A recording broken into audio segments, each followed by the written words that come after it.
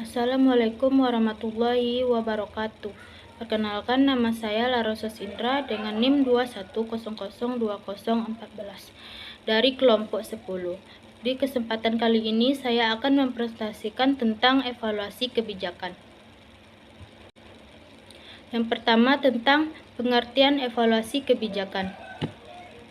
Kata evaluasi berasal dari bahasa Inggris yaitu evaluation, yang diserapkan dalam pendaraan istilah bahasa Indonesia dengan tujuan mempertahankan kata aslinya dengan sedikit penyesuaian lafal Indonesia menjadi evaluasi, yang dapat diartikan memberikan penilaian dengan membandingkan sesuatu hal dengan satuan tertentu sehingga bersifat kuantitatif. Selanjutnya, pengertian evaluasi menurut para ahli.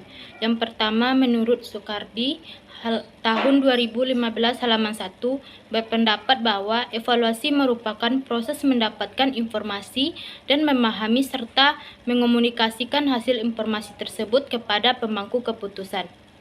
Selanjutnya, menurut Tyler dalam Arikunto 2021 halaman 3 mengemukakan bahwa evaluasi merupakan sebuah proses pengumpulan data untuk menentukan sejauh mana, dalam hal apa, dan bagaimana tujuan pendidikan sudah tercapai, dan jika belum, maka evaluasi harus mampu menjawab bagaimana yang belum dan apa sebabnya.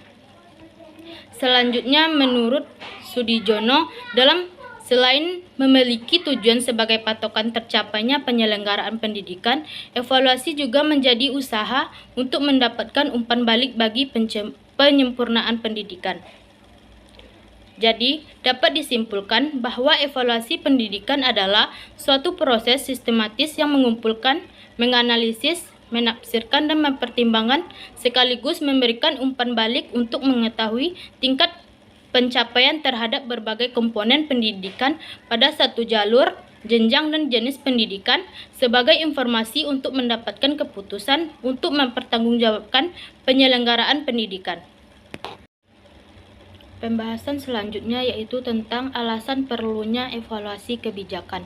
Yang pertama yaitu untuk mengetahui apakah hal-hal yang telah dirumuskan dalam formasi kebijakan tersebut dapat dilaksanakan atau tidak.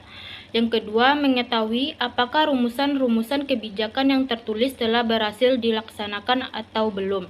Yang ketiga, mengetahui kelebihan dan kekurangan rumusan kebijakan dalam kaitannya dengan faktor kondisional dan situasional di mana kebijakan tersebut dilaksanakan.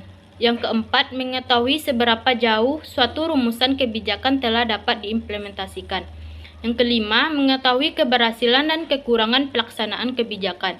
Yang keenam, mengetahui beberapa dampak yang ditimbulkan oleh suatu kebijakan terhadap kelayak yang bermaksud dituju oleh kebijakan dan kelayak yang tak bermaksud dituju oleh kebijakan.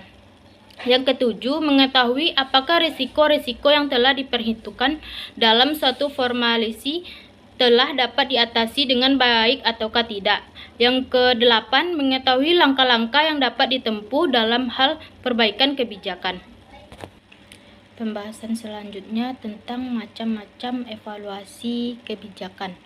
Yang pertama, menurut Anderson 1979, terdapat 3 evaluasi. Yang pertama, evaluasi kebijakan impresionitis adalah evaluasi yang didasarkan atas bukti-bukti yang bersifat anekdotal dan fragmentaris dan dipengaruhi oleh ideologi, kepentingan, dan kriteria tertentu. Yang kedua, evaluasi kebijakan operasional adalah evaluasi yang diaksentuasikan pada masalah-masalah pelaksanaan kebijakan. Yang ketiga, evaluasi kebijakan sistematik adalah evaluasi yang didesain secara sistematis. Evaluasi demikian memperhatikan komponen sistem kebijakan secara keseluruhan, bersifat objektif dan apa adanya. Selanjutnya, evaluasi menurut Daun 1981.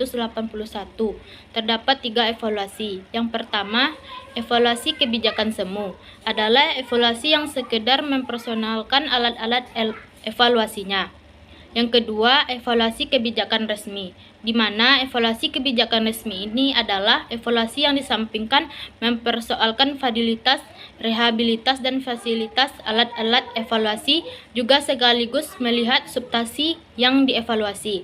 Yang ketiga, evaluasi berdasarkan teori keputusan, yaitu mengingat suatu keputusan didasarkan atas banyak kompromi dan bahkan konsensus, maka evaluasi kebijakan berdasarkan teori keputusan ini selain memperhatikan kesahihan dan keadaan juga mempertimbangkan harga atau nilainya bagi mereka yang terlibat dalam proses pembuatan keputusan. Pembahasan keempat tentang aktor-aktor evaluasi kebijakan. Yang pertama, aktor non formal, yaitu terdapat pembuatan kebijakan, yang kedua pelaksanaan kebijakan, yang ketiga administrator dari tingkatan nasional sampai dengan tingkatan lokal. Yang kedua aktor non formal, yaitu terdapat partai politik, organisasi massa, interest group, kelompok perantara, mitra pelaksanaan kebijakan, tokoh perorangan, dan media massa. Pembahasan kelima tentang permasalahan atau kendala evaluasi kebijakan.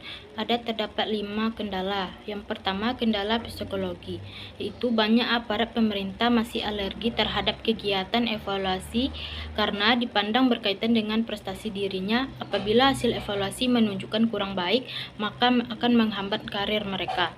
Yang kedua yaitu kendala ekonomi, di mana kegiatan evaluasi dapat membutuhkan biaya yang tidak sedikit seperti biaya pengumpulan data, biaya untuk para staf evaluasi akan mengalami hambatan apabila tanpa dukungan finansial. Yang ketiga, kendala teknis, yaitu evaluator sering dihadapkan dengan masalah tidak tersedianya cukup data dan informasi yang diupdate.